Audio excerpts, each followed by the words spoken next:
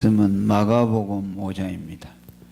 신약 성경 마가복음 5장 22절에서 34절까지. 마가복음 5장 22절에서 33절까지.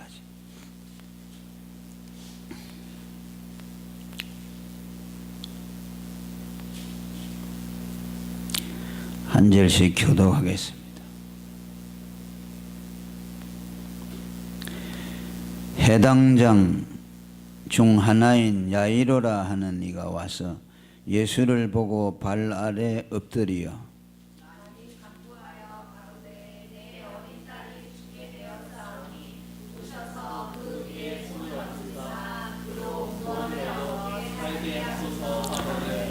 이에 그와 함께 가실새 큰 무리가 따라가며 애워싸 밀더라.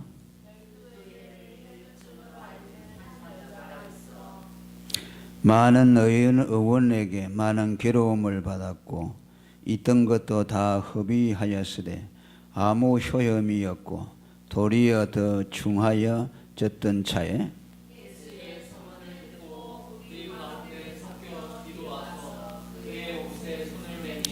이는 내가 그의 옷에만 손을 대어도 구원을 얻으리라 하밀러라.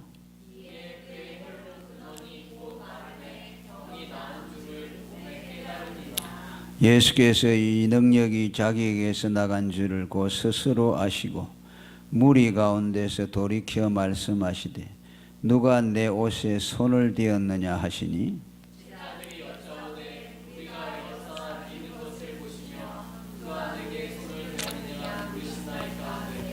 예수께서 이 일 행한 여자를 보려고 둘러보시니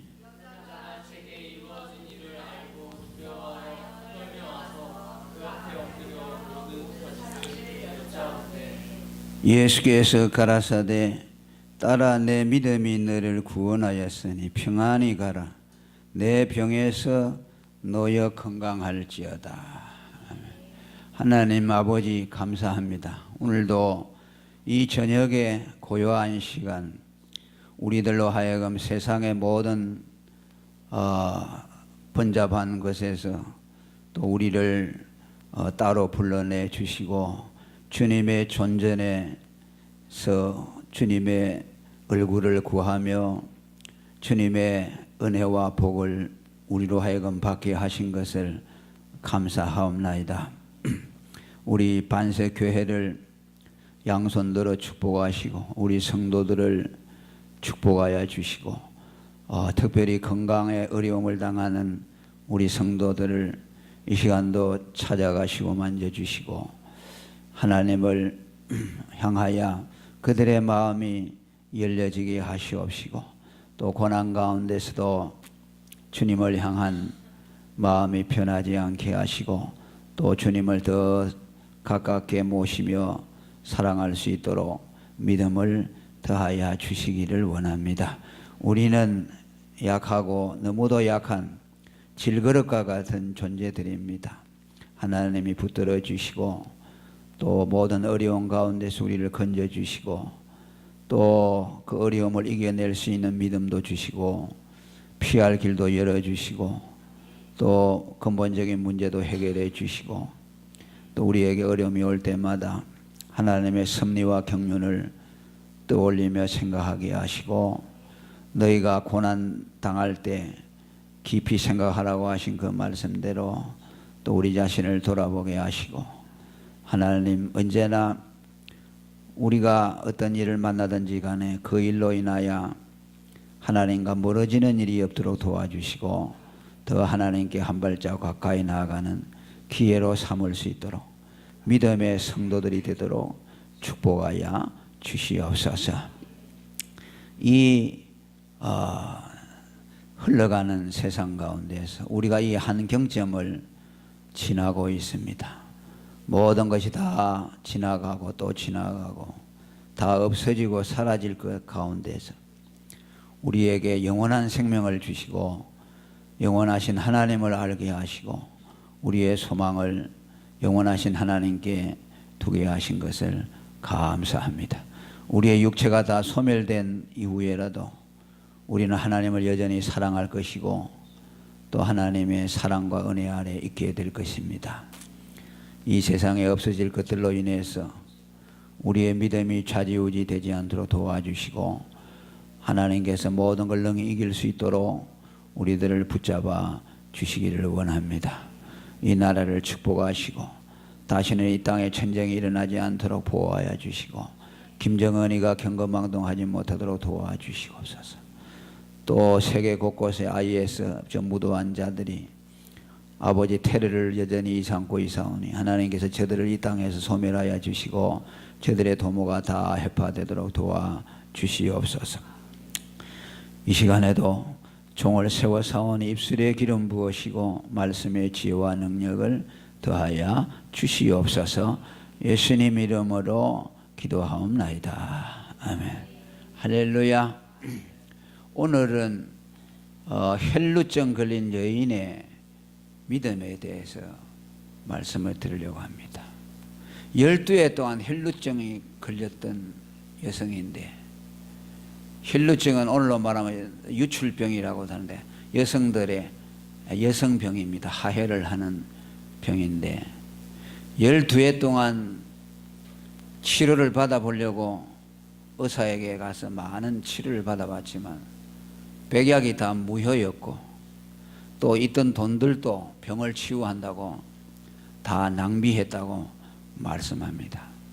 그런데 오늘 그 예수님이 그 여자가 살고 있는 그 마을을 지나가게 되었을 때 예수님이 지나간다는 소리를 듣고 그 예수를 께로 나아가서 그 예수님의 옷을 만졌을 때 기적이 일어나서 12해 동안 고통을 당하던 혈루의 근원이 말라버렸다고 말씀을 합니다.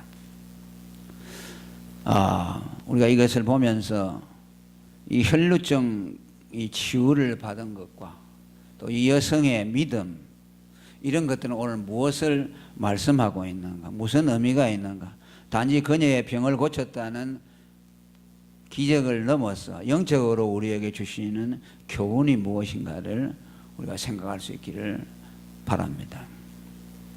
여기 여성이 예수님의 옷가를 만졌다고 하는 것은 그 예수님의 옷에 무슨 마력이 있어서 그 예수님의 옷이 그 여자를 치유한 것은 아닙니다. 우리가 이것을 잘못 생각하게 되면 중세기에 성자 유물들에 대한 숭배 사상이 있었습니다. 예를 들면 위대한 사람들이 가지고 있던 유물들, 이런 것에 몸에 갖다 대면 병이 낫는다거나 또 어떤 이적이 일어난다거나, 그래서 중세 시대에는 그 성자 유물 사상이 있었습니다. 그게 미신이죠. 그런데 우리가 성경에 보면 아마 중세 사람들 같으면은 이 여성이 만졌던 것처럼 이런 것들을 이제 근거를 해서 중세에서 성자 유물 사상을 만들어냈습니다. 또 예를 들면은 그 외에도 사도들이 가졌던 어떤 그 유물들이라든지 이런 것들이 전해 내려올 때 그것을 잘 간직해서 어떤 미신을 일으키는 그런 마술적인 것으로 숭배를 했습니다. 그런데 오늘 여기서 우리가 이 말씀에서 깨달을 수 있는 것은 예수님의 옷이 그 여자를 치유한 것이 아니고 그 여자가 가졌던 믿음이 이 병을 치유했다는 것입니다. 그 여자가 옷을 잡았던 것은 그 옷의 주인공이신 예수님이 전능하신 하나님의 아들이라는 믿음, 저분은 나의 병을 고쳐줄 수 있는 전능하신 하나님이시라는 믿음이 그 예수님의 옷을 붙잡아서 내가 저 옷만 잡아도 내 병이 낫겠다는 믿음을 갖게 했습니다. 그러니까 우리는 옷보다도 더 근원적인 것을 봐야 되는데, 그 옷이 그 여성의 병을 치유한 것이 아니고 그 옷을 잡으면 병이 낫겠다고 하는 그 옷을 입은 주인공인 예수 그리스도에 대한 믿음, 그 예수님은 하나님이시라는 그 믿음이 예수님의 옷을 붙잡게 했고, 그 믿음이 그 여성의 병을 고쳐 주었습니다. 저번 주에도 제가 설교를 했습니다. 누구든지 마음으로 예수를 주라 시인하고 입으로 마음으로 믿어 어렵다함을 받고 입으로 시인해서 구원을 얻는다고 말씀했죠. 우리가 이것도 잘못 생각하면 입에다가 우리가 초점을 두면 예수가 주다, 입으로만 말하면 구원을 받는다, 그렇게 오해할 수가 있습니다. 또 실제로 그렇게 가르치는 사람들도 많이 있습니다. 그러나 성경에는 뭐라 그랬어요? 누구든지 주여 주여 하는 자마다 천국에 들어갈 것이 아니라고 말했습니다. 그 입으로만 예수님을 주라고 부른다고 해서 그것이 믿음이 아니다. 그러면 누구든지 주의 이름을 부른다고 구원을 얻는다고 했을 때, 입으로 시인하면 구원을 얻는다. 그 말하는 입이 중요해서 입의 행위 때문에 구원을 받는다는 것이 아니라는 거야. 입으로 불러도 구원받지 못할 수가 있다. 그럼 그 말은 무슨 말이냐? 그 입으로 예수를 주라고 구원할 만큼 예수에 대한 믿음이 확실해서 예수의 이름이 자기를 구원해 주겠다는 그 이름에 대한 권세에 대한 믿음, 예수의 이름이 가지고 있는 권세, 그 예수님의 이름의 위대성, 그 예수의 이름에 하나님이 약속해 놓으신 하나님의 언약, 그 약속을 믿음으로 주의 이름을 부르는 자들이 구원을 얻는다. 그러니까 오늘도 그 믿음 없이 예수 이름을 부르는 사람도 있죠. 예수의 이름이 나를 구원해 줄 것이라는 믿음이 없음에도 이름을 부른다고 말해요. 그게 무슨 소용이 있겠습니까? 그러니까 그 이름을 부르는 입이 구원해 준 것이 아니라 예수의 이름의 권세를 믿는 그 믿음, 예수의 이름은 나를 능히 구원할 것이라는 믿음으로 예수의 이름을 부르는 자는 구원을 얻는다는 말씀입니다. 그러니까 마태복음 7장에 보면 거짓 선지자들이 병을 고치고 귀신을 쫓아내고 예언을 한다 그랬죠. 그런데 그들은 어떻게 합니까? 예수의 이름을 빙자해서 한다고 말해요. 예수의 이름을 가지고 와서 병을 쫓아냅니다.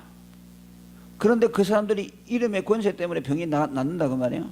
귀신도 쫓겨나간다고 말이에요. 그런데 그 사람은 예수의 이름이 자기를 구원해 준다는 걸 안 믿는 사람들이에요. 이 예수의 이름이 자기 죄를 사하여 준다는 걸 안 믿는 사람이에요. 그거 가지고 다른 사람의 병은 고쳐지고, 그건 뭐입니까? 그것은 예수의 이름에 무슨 마력이 있는 것처럼 생각한다. 그러니까 우리가 그 사도행전을 보면은 시몬이라는 자가 점쟁이입니다. 마술을 행하는 사람이요. 그런데 바울을 따라다니면서 가만히 보니까 바울이 예수 이름으로 병을 고쳐 귀신을 쫓아낸다고 말해요. 그게 자기도 흉내를 내는 겁니다. 야, 저 예수 이름만 있으면 돈 많이 벌겠구나. 예수 이름으로 명령하니까 병도 나오고 하니까 내가 가지고 있는 마술보다 예수 이름이 더 세구나. 그래가지고 바울을 따라다니면서 그걸 배웠죠. 배워가지고 자기도 흉내를 낸다. 그러면 귀신 들린 자에게 예수 이름으로 나가라고 하니까 귀신이 어떻게 했습니까? 귀신이 그 사람에 달려들었어요. 내가 예수 이름도 알고 바울도 아는데 너는 뭐하는 놈이냐 하면서 그 귀신 들린 자가 그 사람에게 달려들어서 그 사람 막 팹니다. 그 귀신이 알죠. 귀신이 그 사람이 예수를 믿는 사람인지 안 믿는 사람이 알죠. 그 사람 속에 참 믿음이 있는가 거짓 믿음인가 귀신이 안다고 말이에요. 그러니까 그 마술사 시몬도 뭐니까 예수 이름을 이용해서 돈을 벌겠다는 것이죠. 바울이 하는 거 보니까 신기한 게 저 능력이 있으면 내가 돈을 아주 쓸어 모을 수 있을 것 같다. 왜? 자기 마술보다 더 세거든. 예수 이름 되니까 금방 나가버리니까. 그렇게 예수 이름을 이용해 모은다. 예수 이름으로 귀신이 나가는 걸 보면서도 그 예수 이름이 자기의 죄를 사하여 주고 자기를 구원해 줄 것이라는 것은 안 믿는 겁니다. 그러니까 이것도 기적이죠. 예수 이름으로 귀신은 쫓아낸다는 걸 믿으면서 그 예수 이름이 자기 죄를 구원해 준다는 걸 안 믿는다고 말이에요. 그것이 이제 마태복음 7장에 있는 말씀이에요. 예수 이름으로 병을 고치고 귀신을 쫓아내고 예언을 한다. 그러니까 우리가 주의 이름을 부르는 자는 구원을 얻는다. 예수를 입으로 주라 시인하는 자는 구원을 얻는다 하는 말씀은 그 입으로 무엇을 말하는 그 자체의 능력보다는 그 이름이 예수를 주라 부르게 한 예수 이름에 대한 믿음, 아멘, 더 근원적인 걸 말하는 거야. 믿음의 뿌리가 어디 있느냐고 말이야. 믿음의 뿌리가 입에 있는 것이 아니라 믿음의 뿌리가 예수 이름의 권세에 대한 믿음, 예수 이름에다가 하나님이 구원을 약속해 줬다는 그 믿음, 그것이 참된 믿음의 뿌리라는 겁니다. 그러니까 이 여성도 예수를 처음 만났지만 저분은 나를 구원해 줄 수 있는 하나님의 아들이다 라는 믿음이 있었기 때문에 사람에게 접근할 수 없잖아요. 사람들이 왜 너무 둘러서가 있으니까 어떻게 하는지 예수님을 좀 저분을 믿어가지고 저분의 어떤 능력을 입어야 되는데 할 수가 없으니까 자기가 할 수 있는 건 뭐겠어요? 사람이 둘러쓰고 있는데 예수님과 1대1로 만나가지고 말할 수도 없잖아요. 내가 이렇게 됐으니까 내가 이렇게 병이 걸려서 12해 동안 고통당하는데 당신은 하나님의 아들이니 나를 고칠 수가 있습니다. 나를 고쳐주세요. 이렇게 말을 해야 될 거 아닙니까? 그런데 그를 계제가 못 된다는 거 말이에요. 왜? 사람들이 뺑 둘러서가지고 예수님은 계속 하고 있어요. 왜? 뭐하러 갑니까? 회당장 라이로의 딸이 죽었다는 소식을 듣고 그 딸을 고치려고 가는 중에 사람들이 예수를 막 둘러싸고 같이 가고 있어요. 그때 그 여자가 할 수 있는 일이 뭐가 있어요? 아무것도 없어요. 계속 예수는 진행하고 있습니다. 그러니까 가서 사람들을 붙들고 비집고 손으로 그만 예수 옷을 잡는 거, 그거밖에 할 수 없어요. 그러니까 그 믿음이라는 것이 확실하다는 거죠. 그 확실한 믿음이 예수님이 옷만 붙들어도 내 병이 낫겠다는 확신을 갖다 주었어요. 그리고 두 번째로 보면은 이 24절 조금 전에 말했는데 한번 읽어봅니다. 시작. 이에 그와 함께 가실새 큰 무리가 따라가며 애워싸 밀더라 그랬어요. 그러니까 주위에 사람들이 많이 둘러싸고 갔어요. 누가복음 8장 45절에는 큰 무리가 주여 무리가 옹이하여 미나이다. 옹이하다는 말은 둘러싼다는 말이야. 그 마태복음에도 그렇고 사복음서에 다 그렇게 되어 있어요. 사람들이 다 예수님이 가는데 예수님이 가실새 그러세요. 가고 있어요. 가고 있는데 사람들이 막 둘러서가지고 있어요. 그러니까 그때 가면서 지나가는 예수님을 옷을 잡았다고 말이에요.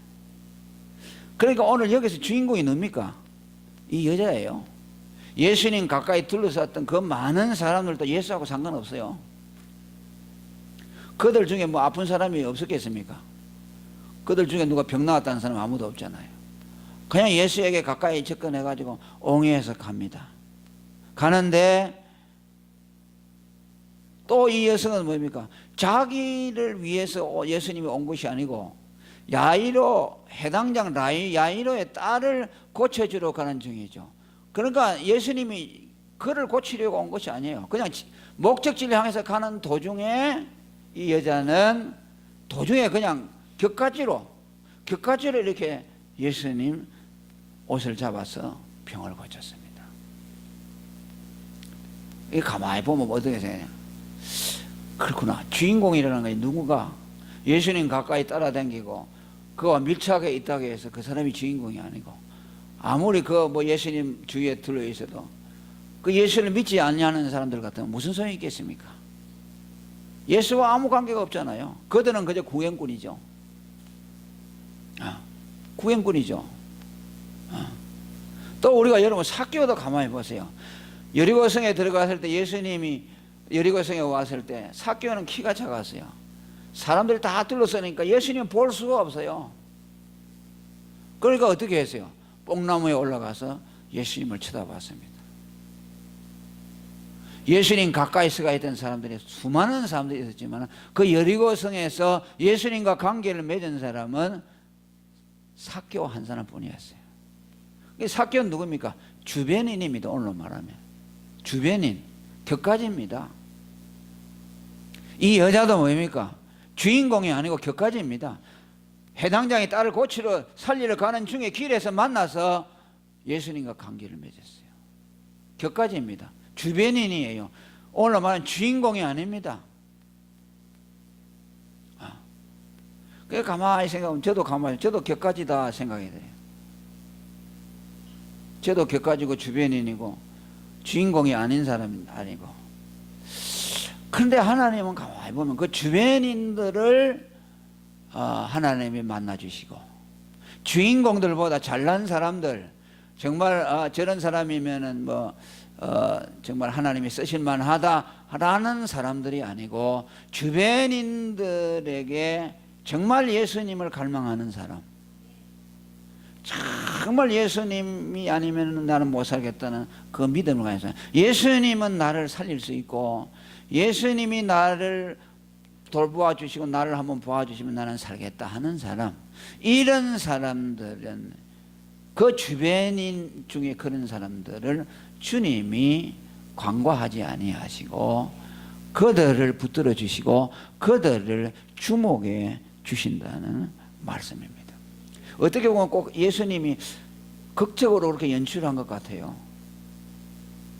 가만히 보세요. 성경에 보면요, 전부 예상치 못한 사람들, 주변인들.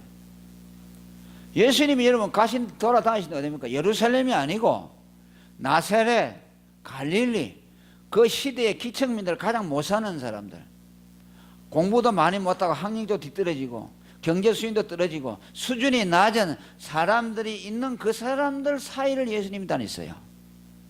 그리고 그들 중에서 예수님이 12제자를 뽑았어요.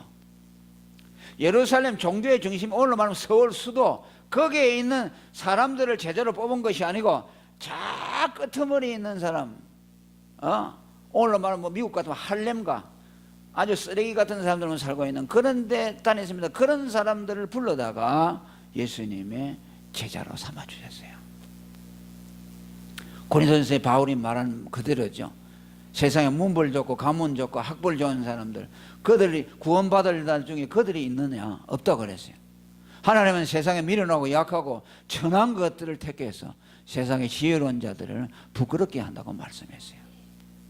주변인들이죠. 주변인들. 이게 하나님의 경륜이 아닌가.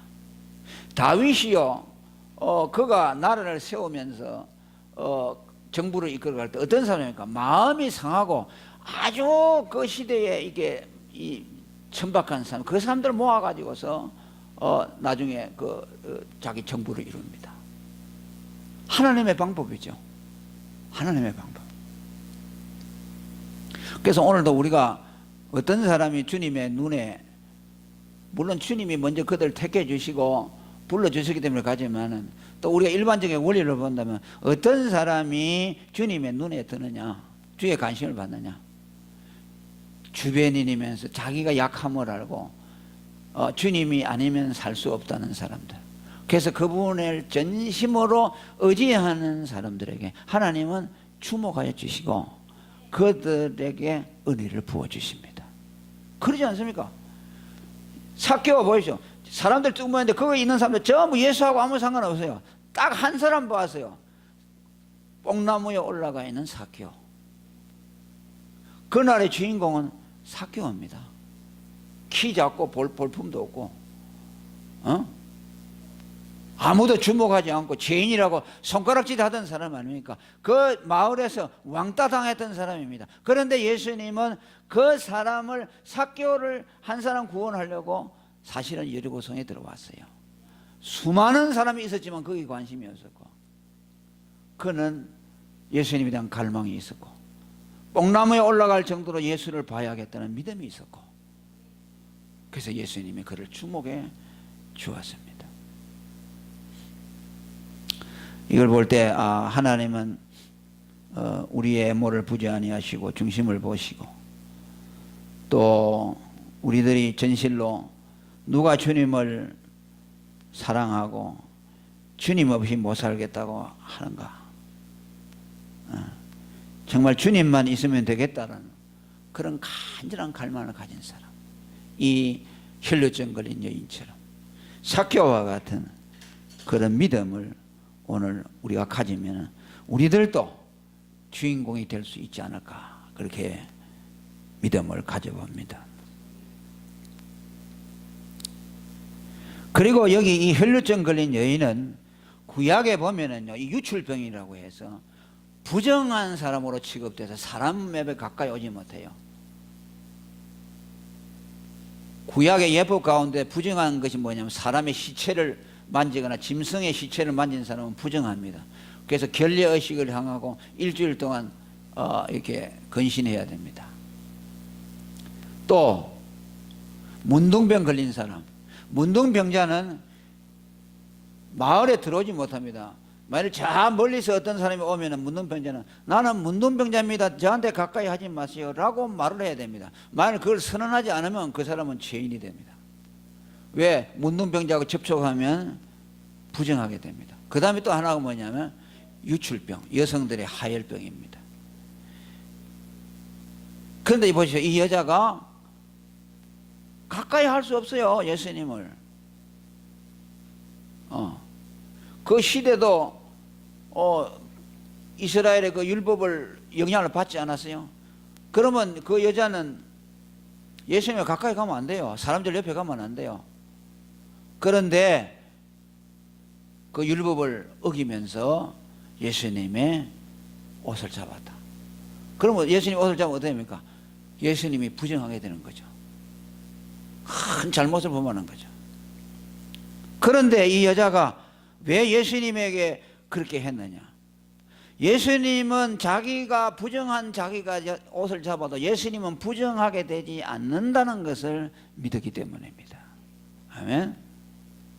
그분은 오히려 부정한 내 병을 그분 하나님의 아들의 능력과 거룩하심을 통해서 그분이 내게서 오염이 되는 것이 아니라 나의 부정한 것이 그분으로 인해서 깨끗하게 된다는 것을 믿었습니다. 자기의 오염보다 예수님의 거룩해 하시는 능력이 더 크다는 것을 믿었습니다. 그는 다시 말하면 하나님이시다. 부정한 것을 밝혀주시는, 부정한 것을 깨끗게 하시는 능력을 가진 거룩하신 분이라는 것을 그는 믿었습니다. 제물을 드릴 때 왜 제물을, 부정한 사람이 깨끗하게 되는 건 뭡니까? 짐승을 잡아가지고 피를 뿌리고 그렇게 해서 깨끗하게 되는 거 아닙니까? 그러니까 예수님의 피는, 저 예수님은 나를 예수님이 제물 아닙니까? 그분의 제물됨, 그분의 피를 통해서 내 부정한 것이 깨끗하게 된다는 것을 믿었습니다.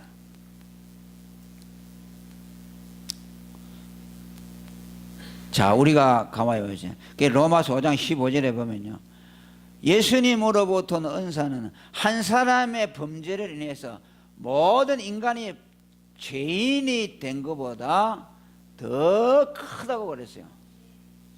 아담 한 사람의 죄로 인해서 온 인류가 죄인이 되지 않았습니까?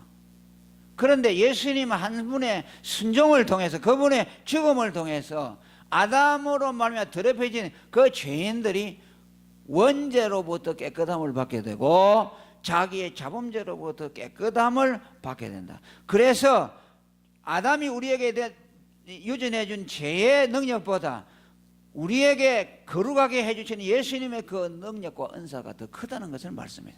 그게 로마서 5장 14절 15절. 한 사람의 범죄로 인해서 많은 사람이 죽었으나 한 사람의 은혜와 한 사람 예수 그리스도 은혜로 말미암은 선물이 많은 사람에게 넘쳤다. 아담으로 하여금 죄인들이 오염을 받는 것보다 예수님의 피로 인해서 정결케 하는 능력이 더 크다. 오염시키는 것보다 거룩하게 하시는 능력이 더 크다는 것을 성경은 말씀합니다.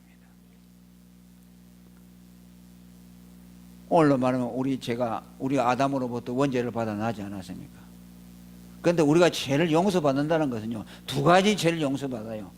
아담의 원죄를 용서받고 내가 평생에 지은 자범죄 두 가지를 용서받아요. 그런데 내 죄를 용서받는 건 이해가 되는데 원죄를 어떻게 용서받습니까? 원죄는 우리 조상 아담이 수천 수만 년 전에 지은 죄인데, 그런데 그 죄를 용서받는다. 그러니까 예수님의 보혈의 능력이 얼마나 크다는 것을 보여줘요. 수만 년을 거쳐 올라가서 내게 이 죄를 유전해 준 그 아담의 원죄를 예수님의 피가 씻어준다. 원죄로 인해서 범하게 된 자범죄도 예수님이 다 씻어준다. 오늘 이 여성이 혈류의 근원이 말랐다고 하는 것은 그 병을 치유한다는 의미를 넘어서 상징적인 의미가 큽니다. 뭐냐 하면요, 혈류회라는 것은 피를 흘리는 죄입니다. 피를 흘리는 병입니다. 이것은 뭐냐면 죽음을 예표합니다. 다른 모든 죄와 달리 이 유출병이라는 것은 피를 흘리는, 그럼 피는 뭡니까? 생명입니다. 피를 흘린다는 것은 죽음을 상징하는 겁니다. 왜? 레위기 17장 11절에 보면 생명이 피에 있음이라 그랬어요. 왜 피를 흘려야만 죄가 속해지느냐? 피가 죄를 속함이라. 생명이 죽어야만 죄를 사함받을 수 있다고 말해요. 그게 로마서 6장 23절에 죄의 싹은 사망이라. 그러니까 이 여성이 피를 흘린다는 것은 인간이 자기 죄로 인해서 사망에 이르게 됐다는 겁니다. 피를 흘린다는 것은 죽음을 말하는 겁니다. 인간이 죄로 인해서 사망을 받게 됐다는 것을 상징적으로 말해주는 것이 유출병이에요. 그런데 그 죄로 인한 사망이 예수님을 믿음으로 인해서 그 유출병이 적시로 피가 말라버렸다고 하는 것은 그에게서 사망이 떠났다는 말씀입니다. 그에게서 유출병이 고쳤다는 것만 아니라 사망의 병이 고쳐졌다고 말해요. 그의 죄가 용서함을 받았고 그가 하나님으로부터 죄 때문에 받은 사망의 선고, 피를 흘리는 사망의 선고가 예수님을 믿음으로 거기에서 해방을 받았다는 뜻입니다. 그래서 우리는 그렇구나. 그러면서 이 뭐라고 했어요? 이 여자를 예수님이 보니까 자기 몸에서 능력이 나갔다. 누가 나를 잡았느냐? 그럴 때 여자가 두려워하면서 내가 잡았나이다. 나는 유출병 걸렸는데 당신의 몸에 손을 대면 안 되는데 이 부정한 여자가 당신을, 왜 그 여자가 두려워한 줄 압니까? 유출병이 있기 때문에 두려워해요. 부정하니까. 그런데 예수님이 뭐라고 했어요? 네가 왜 더러운 여자가 나를 잡았냐? 그렇게 하지 아니하고 내 믿음이 너를 구원했다. 네가 고침을 받았다. 그 여자는 죄로 말미암아 사망을 받은 우리를 상징하는데 피를 흘리면서 죽었다. 우리는 죄로 인해서 죽었는데 우리가 예수 그리스도를 믿음으로 그분을 붙더니 우리가 죄와 사망에서 해방되어지고 용서를 받아서 구원을 받았다는 것을 상징적으로 말씀해 주고 있습니다.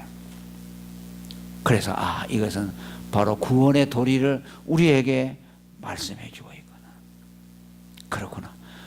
이 여자가 예수님의 옷가를 만져서 혈류의 근원이 마른 것은 예수를 믿기만 하면 의롭다함을 받아서 죄와 사망에서 해방되어지고 구원을 받게 되는 것이구나 하는 것을 우리에게 실물 교훈으로서 보여준 것입니다. 만일 이 유출병 걸린 것인 것으로만 해석을 한다면 우리하고 상관이 없죠. 왜? 남자들은 상관이 없죠. 그 유출병 걸린 사람한테만 해당이 되죠. 그럼 왜 우리에게 이걸 주었냐 그 말이에요. 이것을 통해서 우리에게 영적인 교훈을 주고 있다는 것을 말씀합니다. 오늘도 우리는 예수님을 믿는 사람들입니다. 예수님은 우리의 구원자이고 하나님의 아들이시고 그리스도시고 우리를 위해서 죄값으로 자기의 목숨을 내어주시고 우리를 구원해 주신 분입니다. 우리들의 죄는 오직 그분을 믿음으로 죄와 사망에서 해방을 받고 그분을 믿는 자는 반드시 구원해 주신다는 하나님의 약속을 이 말씀을 통해서 우리에게 확증해 주셨습니다. 우리 모두 예수님을 우리의 구원자로 믿으시기를 축원합니다. 그래서 죄와 사망의 법에서 해방되고 그리스도의 생명에 참여하는 저와 여러분이 되기를 축원합니다. 통성으로